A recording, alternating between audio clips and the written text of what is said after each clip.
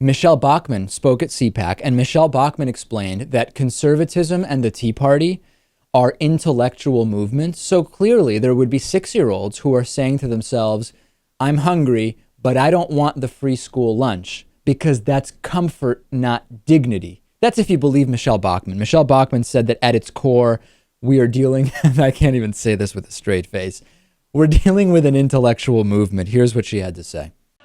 You see, our movement at its core is an intellectual movement.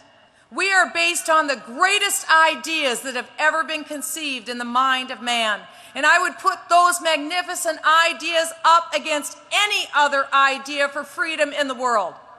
Because the Constitution, limited government, free enterprise, strong families, these are the principles that have passed the test of time. She talks about the Constitution, limited government, strong families. She also added that just as America was able to overcome other threats to its survival, we will survive Barack Obama too.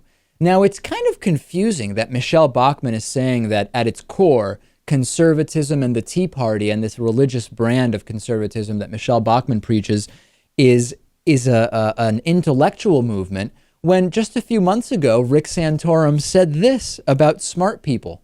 We will never have the elite smart people on our side. I'm confused. I guess what we can say is the following. If it is an intellectual movement, it's one that Michele Bachmann can fully understand and be the spokesperson and leader for.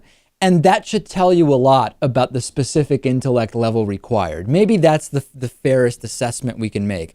Call it an intellectual movement that is at Michele Bachmann's intellect level. I think that's fair. Yeah, in reality, it's the opposite of an intellectual movement.